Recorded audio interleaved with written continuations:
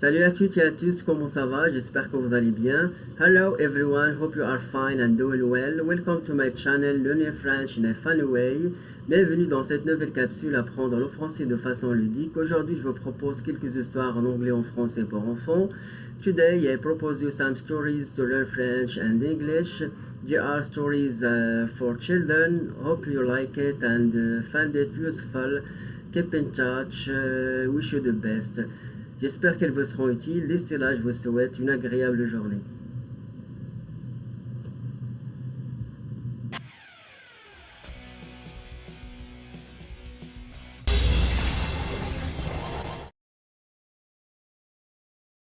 Inky Pinky Pooh. Inky Pinky Pooh was a very little kitten, and he lived in a very large house. It was a very grand house, too. But when a new cook arrived one day, things began to be bad for poor Inky Pink. For the new cook did not like animals at all. She rarely remembered to put out any food for Inky Pink, and there were never nice tidbits left over as there had been in the old cook's time. And Inky Pink Pooh was never allowed to sit by the kitchen fire nowadays. One day, poor Inky Pink was very hungry indeed. He had had nothing to eat for over 2 days. At first he tried mewing gently and rubbing himself against Cook's legs. But when she smacked him and pushed him away each time, he realized that that was no use. So he sat beside his plate very quietly and hoped that that would remind Cook and soften her hard heart. But it did not seem to have any effect, and she merely scowled at him whenever she looked his way.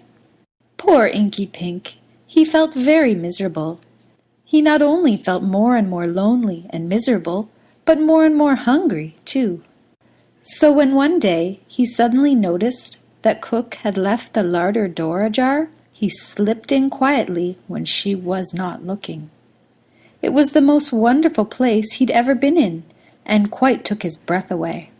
For a while he was lost in admiration, just looking at the lovely plate of fresh liver, the pheasant hanging from a hook in the ceiling, the chicken and the ham. But most beautiful of all was a plate of shiny silvery fish lying there on a plate.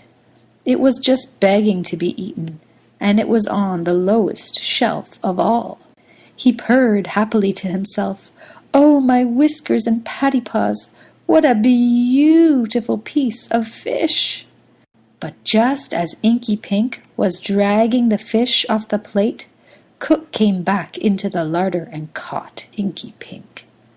To say that she was angry would be an understatement. She was furious. Poor Inky Pink was in disgrace. He was smacked and he was scolded, and then he was tied up to the leg of the table by a piece of string so that he could not get into the larder again when Cook was not looking. It was all most humiliating. And when a cheeky little mouse came by and grinned at him and said, good dog, what a pretty lead you've got," poor Inky Pinky Pooh felt that insult could go no further. He was very, very indignant indeed. But the little mouse, whose name, by the way, was Twinkletoes, was really a kind-hearted little mouse, and when he saw how upset the little kitten was, and how thin and hungry-looking he seemed to be, he was sorry and asked what the trouble was. When Inky Pink told him, Twinkletoes nodded his head and said, I know, this new cook never leaves even a crumb about. And as for cheese, oh, my whiskers and Twinkletoes, I've almost forgotten what it smells like. I can understand how hungry you must be." Then he said, "I know a house, not very far from here, where they love animals and always have plenty of food for them. Crumbs each day for the birds, and milk for the hedgehogs each night. I'm sure they would spare a little food for us. And I know the little girl has been wanting a kitten for a long, long time. I've never heard her ask for a mouse, but I have heard her asking for a kitten." So Inky Pinky Pooh said, "I wonder if she would like me. I'm sure Cook doesn't want me, and I would so much like to have someone to love me and cuddle me and care for me." Then Twinkletoes had an idea.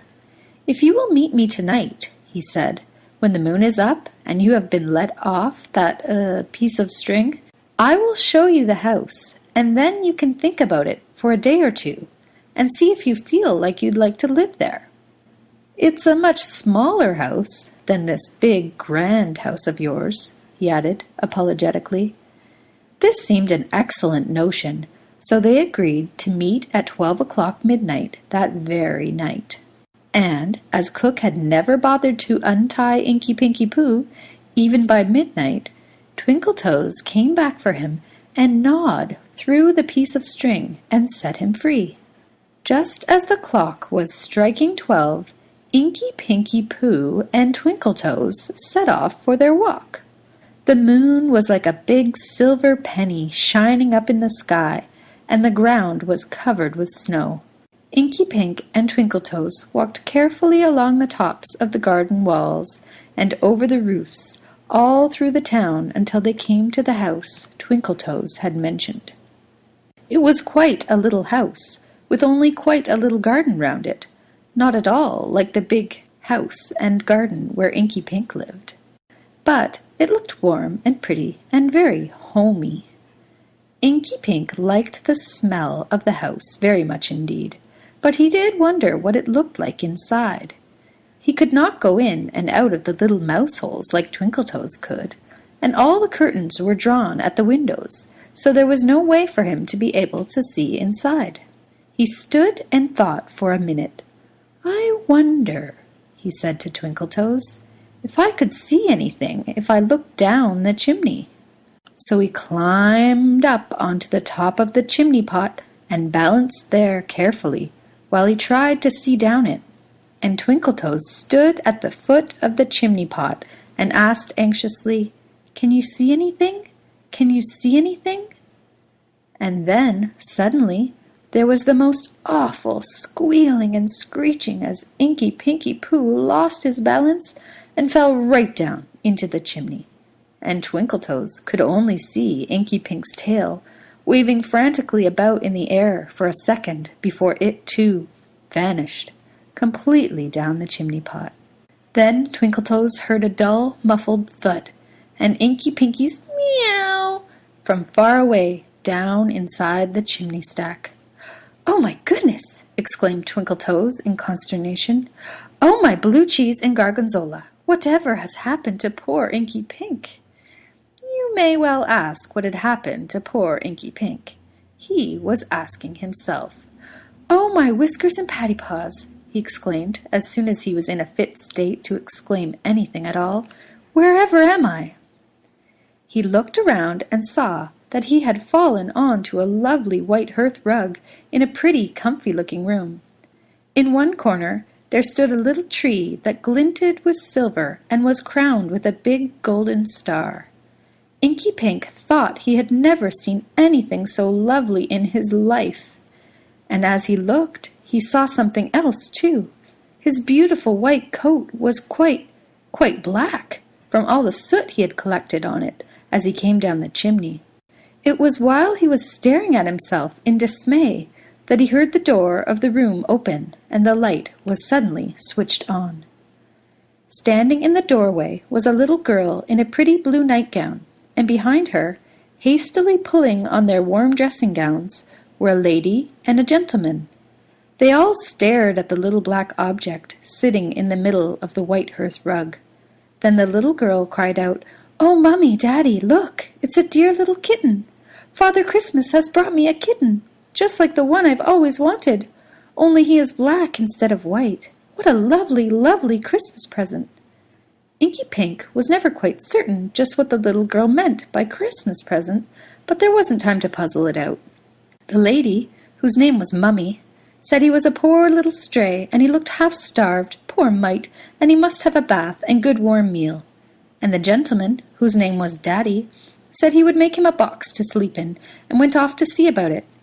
and Mummy and the little girl, whose name was Marilyn, washed Inky Pink in warm soapy water, which he did not like very much, and then gave him some lovely warm milk to drink, which he did like very much indeed. And the next day, which they all told him was a specially important day called Christmas Day, he was given a lovely red bow to wear around his neck, and as much warm milk to drink as ever he wanted, and he was allowed to curl up on the white hearth rug in front of the glowing fire, where he purred and purred and purred with sheer contentment, until he sounded like an airplane out of sight. And it seemed to him that in that house all days were Christmas Day, for everyone was always kind to him, and there was always plenty to eat and drink and warm fires to sit by. And every night, when the humans had gone to bed, Twinkletoes would creep out of the little hole he had found and made into his own little home, and he and Inky Pink would sit together by the hearth and tell each other what they had been doing all the day. And Twinkletoes would sigh with happiness and say, "What a lucky night it was when you fell down this chimney, Inky Pink." And Inky Pinky Poo would purr and say, "Yes, and wasn't it a lucky day when Cook tied me to the table leg? For if she had not done that, then you would not have come by and spoken to me, and we would never have set out that night to look for this house, and then I would never have been able to climb up the chimney-pot to try to see down it." And they would both sit there looking into the glowing red heart of the fire and feel that they were the luckiest little animals in the whole big world.